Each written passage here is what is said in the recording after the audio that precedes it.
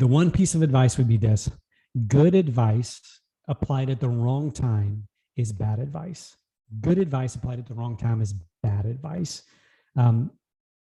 Just from me, I can tell you on my journey that, in the early stages of growing either of the businesses, my primary businesses that I've had, that I would look around and, look at the big gurus or look in the magazines and see what they were doing, and how they were quote unquote successful. And I would attempt to take what they were doing and apply that to my little small startups.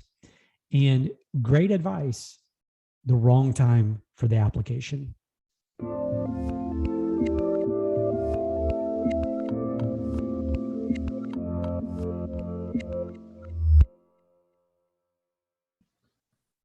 Hey everyone, this is Devin Miller here with another episode of The Inventive Journey. I'm your host, Devin Miller, the serial entrepreneur that's grown several startups into 7- and 8-figure businesses, as well as the founder and CEO of Miller IP Law, where he helps startups and small businesses with their patents and trademarks. You ever need help with yours, just go to strategymeeting.com, grab some time with us to chat, and we're always here to help. Now, today we've got another great guest on the podcast, Wayne Mullins. And Wayne started his journey as a kid, so he would pay his friends in baseball cards to cut lawns for him. Then went off to college and got a degree in business and marketing with the marketing specialization.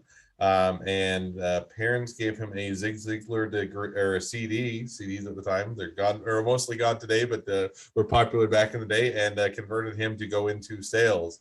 Worked in multiple jobs throughout college, graduated and got into corporate job in sales, and then decided he wanted to do his own thing. So started a lawn care business and grew it for 3 years.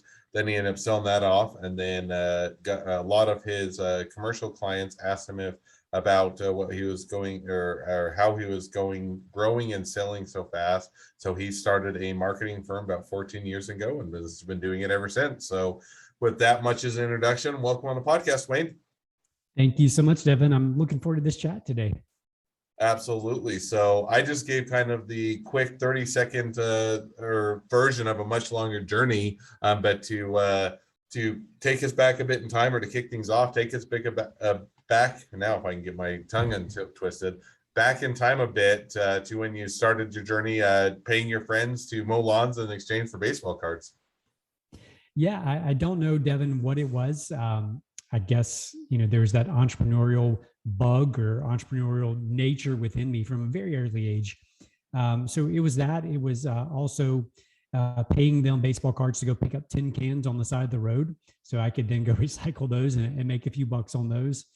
And about the age 12, I had a friend over, and we'd been picking up tin cans on the side of the road and trying to make money doing that. And we took some spray paint and a piece of plywood, and we wrote on the piece of plywood, we put yard mowing and put my parents' phone number down, our house number down. And we went and hung it with some nails onto a telephone pole down at the end of the street, which happened to be a very busy street down at the end of our street. And lo and behold, if people started calling, it wasn't, I would think it was in the first week, we actually had some phone calls. And my friend lived too far away, so his parents would bring him over, but he lived too far away. And so he was unable to come every time a lawn needed to be cut. So my dad started loading up the push mower in the back of his car, the weed eater in the back of his car, literally in the trunk of his vehicle. And he would drive me to these lawns. I would cut the lawns, and grew that into actually a nice sizable business throughout high school. And I say, okay, so and I think that's always fun. I think that, one, or having that spirit as a kid, and then two, figuring out how to make, figuring out that running your own business and how you can grow the business by bringing other people on, and by, figuring out a way that they to compensate them is always a fun experience. And I definitely hope that my kids have that spirit as well. So now you go off to, you go through go through high school, and then you go off to college, and started out, I think, in getting a business degree with a marketing specialization, kind of just going down a reasonably normal route. And then your parents gave you a CD that kind of set you on a new direction. Yep. For whatever reason, I need to ask them. I don't know why I haven't, but they gave me some CDs by this guy, Zig Ziglar. And I had never heard of Zig Ziglar before, but listened to those CDs. And I don't remember the exact topic other than it was about selling. And in those CDs, Zig said that selling's the greatest profession in the world, right? And he says it with all this enthusiasm. And so he just talks about how nothing happens until somebody sells something. And ultimately, after listening to those CDs a few times, Zig sold me on the profession of selling, right? I knew that I wanted to go in sales. And so as soon as I graduated, actually just before graduating, started looking for jobs and found a sales job. And to be honest with you, Devin, I was absolutely horrific at the beginning. I was terrible. By nature, I'm a huge introvert. I would much rather go hide in the corner somewhere than, to be face to face with people, especially meeting a lot of new strangers every day. But over the course of 3 years of knocking on lots of doors, getting doors slammed in your face, you develop some calluses around that and really honed my sales skills and became pretty decent at it over the course of that 3-year period. Hey, well, I think, and I think that most people, I don't know that, I guess there are some that are natural salespeople, just like to talk, but I think it is a skill that you can hone, acquire, or otherwise get better at. Sometimes you just learn that you hate it and it's not for you. But I think for the people that to do it, put in some time and effort, it can certainly be a skill that you can hone. And so you're saying, hey, get through college, work your multiple jobs, listen to the Zig Ziglar CD, come out with a degree, and then you get into corporate sales. And then, I think we chatted a bit before you graduated, work with corporate sales. And remind me, how long did you do work in corporate sales? Yeah, I was in sales for 3 years. I was selling advertising. So now you do that for 3 years, and because it put you kind of on the trajectory. Listen to the CD, you found that was kind of more what, even if you weren't good at it at the beginning, that is something that you were found to be worthwhile, or that was kind of scratched the itch of what you wanted to do. Now, what was the tipping point, or what made you kind of decide, hey, maybe I want to go do my own thing or go out on my own as opposed to work for someone else? Yeah, Devin, it was a dangerous thing that happened. Initially I was so terrible that I didn't want to keep doing sales. I just, but this perseverance, this idea of knowing that if I kept practicing, kept trying, kept showing up every day, that I would get better. And so for me, it was really a matter of setting these kind of incremental goals in terms of selling. And as I started achieving those goals, what was happening as I was becoming better at this thing called selling.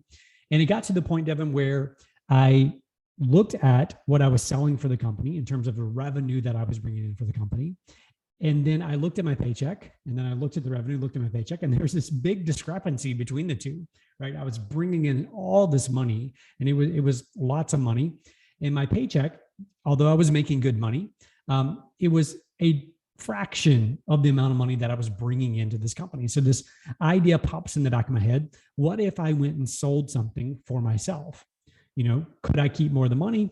And I sat down and just said, okay, what are the skills? What are the things that I could actually sell? What a value can I bring to the marketplace? And that list was pretty short. That was cutting grass. That was the thing I'd done from young age through high school. I'd done it through college as well.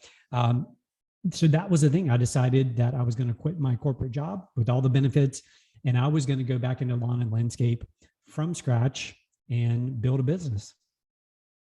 Oh, and I think that, what's interesting, I don't know what's always correct. I've been on both sides, as you have. And a lot of times when you're on the side of the employee, you're always saying, oh, this is so much easier. I could do this. I can keep everything in my pocket. I don't have to have someone else. And there's some truth to that. And that's why a lot of people get into businesses. On the other hand, you get to the other side and then you realize, okay, there is overhead, there's marketing, there's sales, there's equipment, there's, rent due and doing all those things, and all those things add up. And sometimes you get on the other side and you're saying, this is a lot harder when I'm on the other side than when I just was looking in thinking that I could do it better. And so it kind of, with that, as you transitioned over and you said, okay, I'm going to do this on my own. I know kind of lawn care. I know that, or things, I know sales a bit. I'm going to see what I can do. Where did you land, or kind of how did you arrive on what you're going to do, and how did it go? Yeah, no, I agree with you. There's, having been on both sides of the equation, there are certainly pros and cons to each side, right? And so for me, in terms of making the decision to make that jump, at the time, it felt like a monstrous, like life-altering decision, right? But one of the things that I've learned since then is that there's a big difference between being reckless and taking risk. So being reckless says, we're going to throw caution to the wind. We're going to just do things without really thinking through them, without processing. Risk, on the other hand, says, it's about looking at the pros, looking at the cons, and weighing those options out. One of the best analogies I've ever heard of this, or heard about this scenario, comes from Amazon. And when they're looking at making big decisions, so, do we launch Amazon Prime? Do we, launch the Kindle? Do we go into cell phone? Do all these things? The way they approach it is this: is this a revolving door, or is this a one-way door? So in other words, if I step through this, for example, going back to me, if I step through that, if I walk away from my corporate sales job and go do this lawn care thing, is that a one-way door? In other words, there's no way for me to come back and get to where I was, or is it a revolving door? And for me, the answer is, would that company have hired me back? I don't know, probably, but even worst case scenario, I probably could have gotten a job at another company, similar company, doing sales, right? So for me, I realized, although I didn't use that terminology at the time, that was a revolving door. I could get back, maybe not the same company, maybe not the same exact position, but I could get back into that field fairly easily. So I think that really, although I didn't know the terminology at the time, that was kind of my thought process in terms of making that decision. No, I think that, it's a bit of a risk assessment, right? In other words, you're saying, hey, if my risk is I get out of this field or I'm not successful and now I've shot myself in the foot, it's going to be hard to get another job and I'm not going to have an outlook. It's a pretty high risk. In other words, you're saying, hey, this is my one and only shot. And if it doesn't work, I'm kind of out of luck, versus you're saying, hey, I have an opportunity. I have the ability. I have the desire. I'd like to try it out. And worst case scenario, I can go, I know I have the sales skills. I've done this before, and I can go find another job and, go back to working for someone else. And I think it gives you the ability, if you look at it that way, as, hey, can I do this? And if you're in the position to try, and it's not that do or die. Now, there's obviously other calculations. Do you have a kids? Do you have a wife? Do you have a family? How are you going to support them? Do you have the savings? Are you in debt? But I think if you can balance that and say, okay, I have the ability to try this out and do this, and I think it's definitely one thing that you should. And that's where a lot of people that I've talked with over a lot of episodes have always wished that it got started earlier. And so you say, okay, all of it lines up. I think I can try it. Worst case scenario, I can go work for someone else. I can find another job after this doesn't work out. Now, how did you decide? Because you got into doing more of marketing and sales and doing some of the kind of that your own firm. How did you get into that? How did you kind of establish it, grow it? Who are your clientele, and kind of how'd you get things kicked off? Sure. So for me, the way that happened, it happened very naturally. And in hindsight, I can see that, but in the moment, you're not really noticing and you're not aware of what's taking place or what's shaping your path going forward. But as I started the lawn and landscape company, we went from startup to, within 3 years, we were a very large company. And unbeknownst to me, I decided we kind of reached the pinnacle for our area. We live in a town of 48,000 people here. The surrounding community is probably 150, 200,000, something like that. And so the only next option for us to continue growing would be to either go into additional service lines, which I wasn't really interested in, or B, to expand into other territories. And geographically, where we're located, the other territory is about 80 miles away, which it's doable, but it's a decent distance. So I just decided that I'd taken it to the level that I could take it to without doing one of those two things. And I decided that I was going to put it up for sale. But let me jump back slightly to making that transition. So in the course of growing that company over a 3-year period, we went from just about all residential customers, lawn care customers, to virtually all commercial. And what was happening, the commercial customers were seeing how fast the company was growing, going from 1 vehicle to 2 vehicles to 3 vehicles and multiple crews and all these things. So some of those owners of those businesses started coming to me saying, hey, we see you're growing very rapidly. What are you doing? How are you growing? How are you marketing? How are you getting your clients?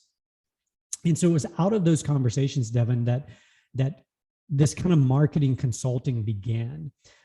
Initially, it was literally just that. They would pull me aside, or they would ask me to stop by, and they would bring it up, like, what are you doing for marketing? How are you advertising? What are you promoting? And those conversations eventually led into paid consulting, right? For some of those same people, can we pay you to help us develop some campaigns? And that just slowly morphed into this potential for a full-time company. But that didn't happen immediately. In other words, I made the decision to sell the company without really thinking that I was going to go into marketing full-time. I'd grown to that point. I reached out actually to a business broker because I knew nothing about selling a business. I reached out to a business broker. They listed it, and lo and behold, within a few weeks, started getting some offers on the company and end up selling the company. So that's the super quick version of that. So now, as you sell the company, what was kind of next for? I mean, so you sold the company, but now what do you do after that? The answer is I didn't have a plan. I didn't have any direction. I knew I was generating some income off of the consulting work that I was doing in the marketing space. The other thing was, I was going to make some money off the sale of this company. And I knew, based on the amount of money that I was hopefully going to sell the company for, that I would have time. Like, I didn't have to make an immediate decision to do something. So over that it was about a 3-year period, kind of this 3-year window. I did a lot of consulting work. I actually co-owned a couple of coffee shops. And I also did insurance adjusting, catastrophe adjusting during all that window, that 3-year period. So now, during that period, so you tried a few things, you do everything from catastrophe adjusting to everything else. And then, so where did the journey take you to there? In other words, I'm trying to bridge a bit. So, make sense. You do the sales, you do a few things, and then you're getting into where you're at today, which is your current endeavor. And I'll let you share a bit with the audience, but kind of how did you make that bridge or that leap over to your current business you're doing today? Yeah, Devin. So my degree is actually in marketing, specialization in marketing. And I really enjoyed marketing. Like, I loved that part of the lawn care business when I was growing the business. And I really enjoyed the consulting side, helping people with their marketing campaigns. But I wouldn't say that that was my true passion. So my true passion is like this hybrid combination. It's a bit odd, but it's this hybrid combination of marketing and business systems and processes that lead to business growth. So it's this hybrid thing. And, because I wasn't overly passionate about the marketing consulting that I was doing, I wasn't really pursuing that. It wasn't something that I was pursuing. But as I kept doing this consulting work, what I discovered was that marketing, or their perceived problems around marketing, were really just symptomatic. In other words, there was something else taking place layers deeper that were kind of root causes of the problems that they were experiencing. So as I kind of peeled back the onion, if you will, what I realized is that marketing in and of itself is in some ways just a gateway into other business problems and other business areas that need developing or fixing. And that's really my true passion. So it was in that process of kind of just exploring, experimenting, that it got to the point where I realized that, a marketing company, a marketing agency would provide me with the opportunity to help people reach their dreams or achieve their goals that they're after in their businesses. Now, so you have that as a business you're starting out, and that's, I believe, what you're still doing today. You have the background, and you get that going, and kind of walk us through, what has that journey been? Kind of where does that put you at today? Where are you guys at? Has it been successful? Has it been worthwhile? Would you do it again? Kind of how did that, as you're now pursuing the current business and the current endeavor, how's it gone for you? Yeah, I mean, on the surface, Devin, when people look at organizations or companies, it's easy, like right now, for someone to look in from the outside at us and think, oh, well, it must be nice. Everything's running smoothly. You're growing at a decent rate, and you got clients all over the world. Like, it all came naturally. And the truth is, the first probably 6 years that I had this company, they were total disasters. Number one, I came into this business with an ego, with a very big ego. I had grown and sold a business, and made a good chunk of change at the age of 26. Yeah. And this was not, some major Silicon Valley startup, tech company or anything like that. But still, I'd done this successfully. I had done consulting successfully. I had a lot of, check marks, if you will, on my resume in terms of clients, consulting clients who would vouch for me for my reputation and for the results I got. So I came into the business very stubborn, big ego, and I was determined to do it my way or no way. And quickly discovered that, well, I say quickly, it was about a 6-year process of quickly discovered that, you've got to be willing to push people to the edge of their comfort zone, and know where that is and not push them outside of that initially. It takes time to build the relationships and the trust so that you can then push them into the other areas and the other avenues that are outside of their comfort zones.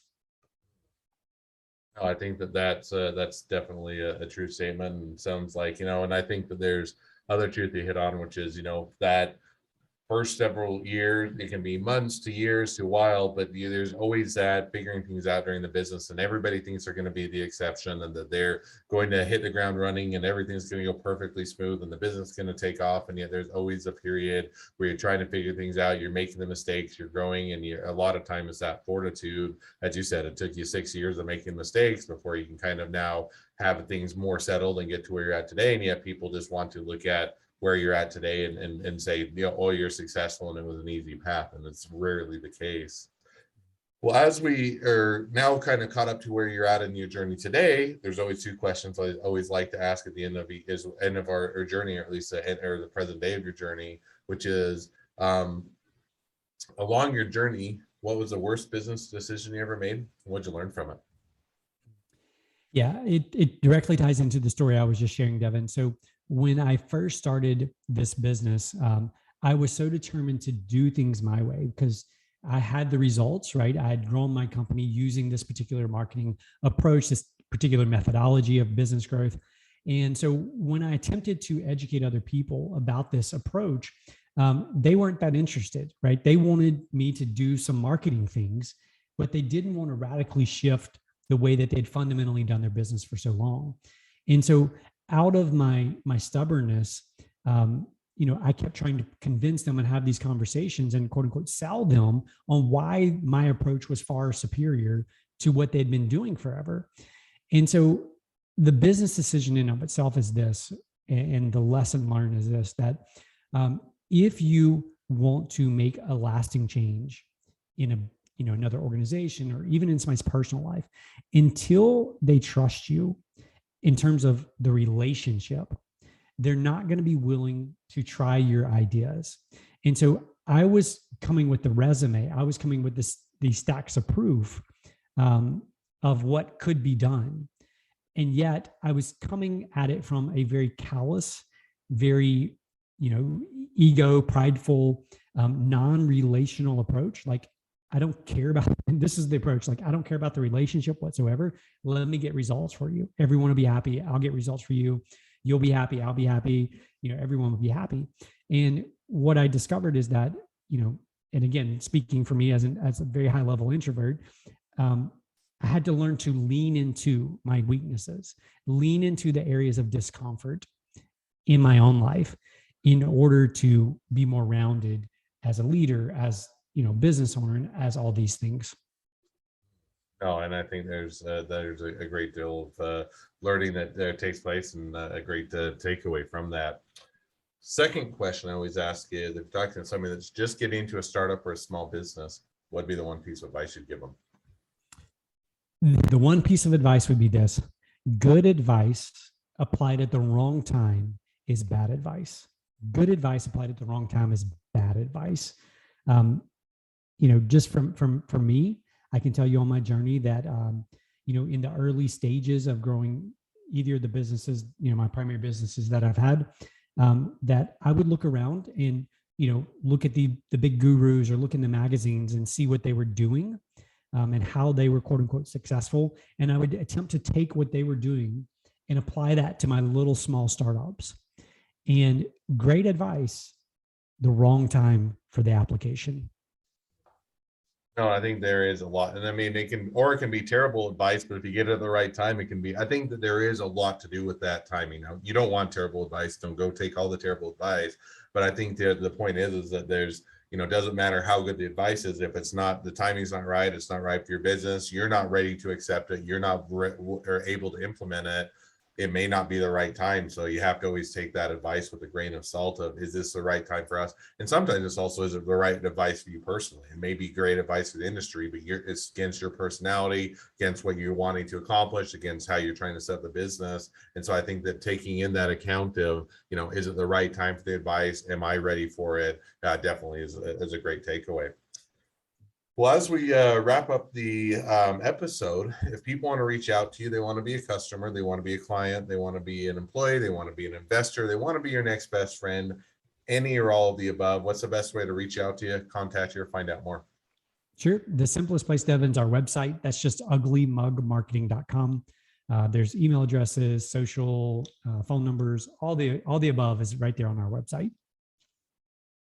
All right. Well, I definitely encourage people to check out the website. A great resource, and definitely something that can help people with their business. So with that, thank you again for coming on the podcast. It's been fun. It's been a pleasure. Now, for all of you that are listeners, if you have your own journey to tell and you'd like to be a guest on the podcast, we'd love to have you. So let's go to inventiveguest.com, apply to be on the show, and we'll talk to you from there.